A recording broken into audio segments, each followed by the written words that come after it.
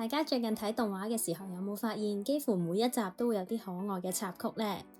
ちいかわ嘅插曲大部分都係以食物為歌詞，例如 pasta、壽喜燒、魚肉腸等等。不過呢，除咗食物歌，有啲歌嘅歌詞同埋劇情，或者係成個作品嘅世界觀，其實互相呼應，好有意思㗎喎。今日呢條片呢，我就精選咗4首歌，深入咁樣分析啲歌詞同埋劇情嘅關係。開始之前記得訂閱、留言同埋 like 支持呢個 channel 啦。呢條片呢，我就會分析4首歌，包括片尾曲《Hitori Gotsu》，仲有《Believe》、青雲之歌同埋《時之旅人》。我會重點咁樣揀一啲歌詞呢，講解佢哋嘅意思，同埋話俾大家知點解呢啲歌會出現喺作品，令到成個作品呢提升咗一個層次啊。首先呢，就係《Hitori Gotsu》，相信呢好多人都已經知道係自言自語嘅意思啦。由第一句其實咧就係解小白一起身咩話，已經朝早噶啦，一個人自言自語咁解。咁之後咧，其實首歌好多嘅篇幅咧都係講緊好潮濕啊，周圍都係濕立立，又有濕濕嘅泥啊，整濕咗啲鞋啊，同埋啲鐵罐又好冰冷啊，總之成個環境都係又濕又凍咁樣啦。咁大家其實都知小白係住喺山窿啦，係冇門嘅，而最深處嘅地方咧係凍到可以當雪櫃攞嚟保存牛奶嘅。而呢首歌咧就寫喺小白遇到ちいかわ之前，呢個咧就係佢嘅日常啦，就係食住簡單嘅牛油茶麵包，忍受住又濕又凍嘅環境喺度自言自語。而咧成首歌最令人在意嘅咧，其實就係呢一句，以為係奇怪嘅腳印，點知咧係自己尋晚留低嘅腳印。呢邊咧有2個解讀，有啲網民咧就覺得係小白變成奇美拉再變翻嚟，所以咧就留低咗啲自己都唔認得嘅奇怪腳印。平行世界篇入面咧，小白就曾經喺ちいかわ嘅腦海形成嘅平行世界入面變過做奇美拉，雖然之後變翻做原本嘅自己啊，但係咧都有留低變過奇美拉嘅痕跡㗎。如果想重溫翻平行世界篇嘅解說咧，就可以撳上面嗰條 link 啦。不過因為歌詞咧仲有2個地方都提過啲泥好濕，而咧對鞋都整濕埋，所以其實咧係小白本人做完嘢之後着住對鞋翻屋企留低嘅腳印，其實都唔出奇嘅。小白俾自己啲腳印嚇親，以為有蟲或者奇美拉嚟過。呢個咧其實就係小白住喺冇門嘅山窿，心驚膽戰嘅日常嚟嘅。就咁睇咧，成首歌好似都係一個好孤單嘅狀態，一個人醒啦，一個人住，一個人面對不安，就好似開頭嗰種感覺乜已經天光啦咁樣，即係唔係一個充滿希望咁樣迎接嘅早晨，而係一種又要開始辛苦一日嘅無奈。睇嚟咧，仲未遇到ちいかわ之前嘅小白，就係自己一個日復日咁樣過住咁樣孤單又冇乜希望嘅日子。所以咧，佢唱嘅時候個表情先至會好痛苦，甚至咧有啲眼泛淚光添啊。不過咧，當佢哋2個成為咗朋友，再遇到兔哥結伴之後咧，小白似乎咧經常掛喺嘴邊嘅歌就改變咗啦。跟住落嚟就係第2首歌《Believe》啦。《Believe》咧其實係一首好典型嘅合唱歌，日本嘅學生咧經常會喺畢業禮嗰度演唱，個主題亦都非常之簡單。就係相信他人、相信未來同埋相信自己唔係一個人。咁歌詞咧就一路喺度講啦，有人會陪住你啊，個世界其實係溫柔嘅。例如咧，好似呢一句咁，如果有一日你受咗傷，甚至就嚟撐唔到落去，我都會喺你身邊一直支持你。喺ちいかわ一族嚟講咧，呢首歌非常之受歡迎啊，仲會喺廣場播歌嘅地方圍埋一齊聽，聞歌起舞。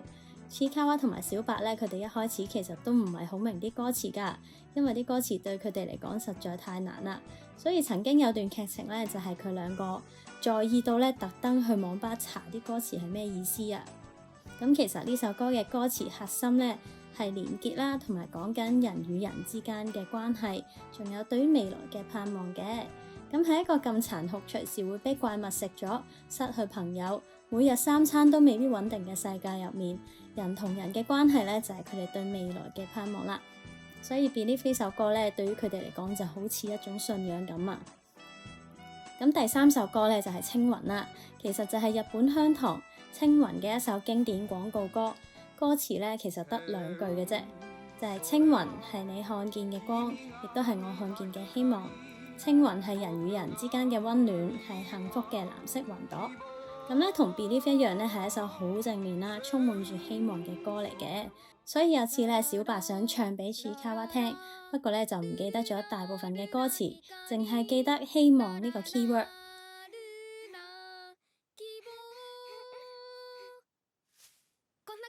可以見到咧，遇到黐仔之後嘅小白咧，其實中意嘅歌都係充滿住希望嘅歌，同以前咧一直自己一個人嘅時候嗰種孤單同埋沉鬱咧，其實有好大嘅對比嘅喎。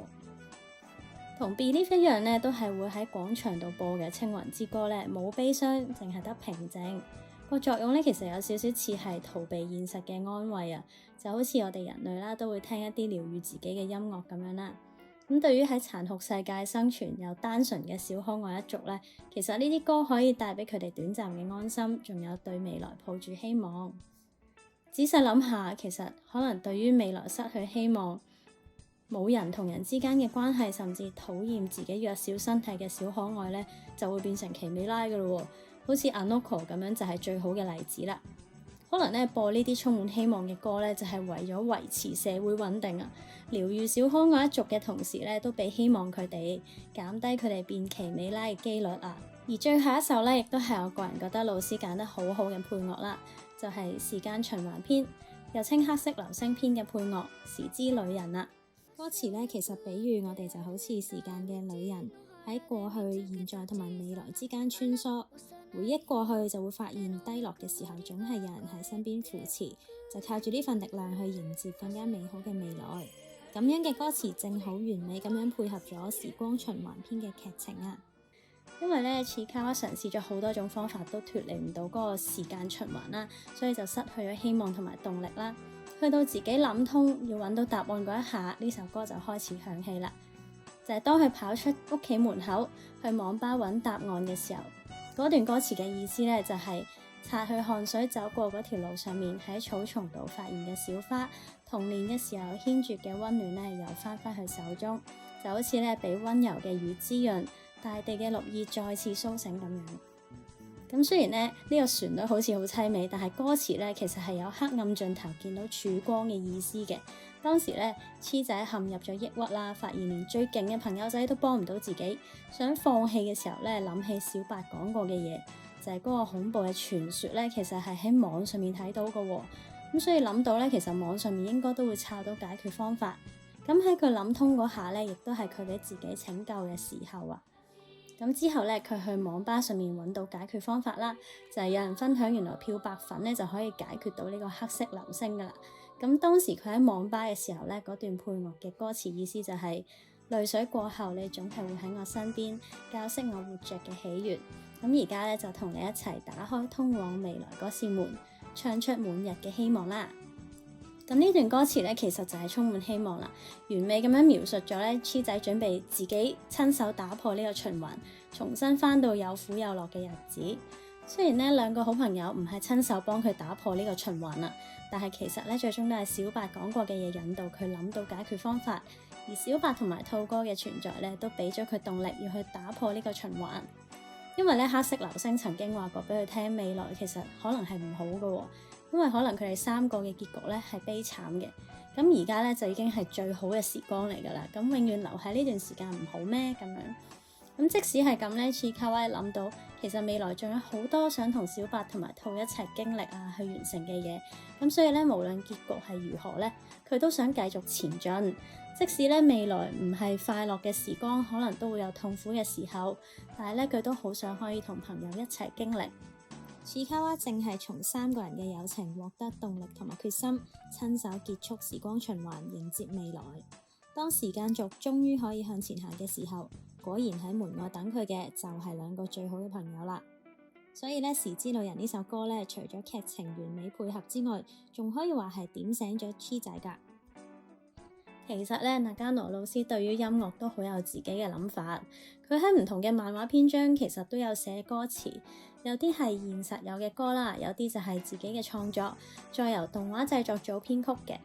咁咧，連睡衣派對呢首歌咧，其實都係老師喺自己漫畫裏面寫嘅歌詞嚟㗎。睇到呢度，唔知切卡哇咁多首歌入面有邊首係你嘅最愛呢？到底小白唱嘅片尾曲仲有冇其他解讀呢？留言一齊討論啦〜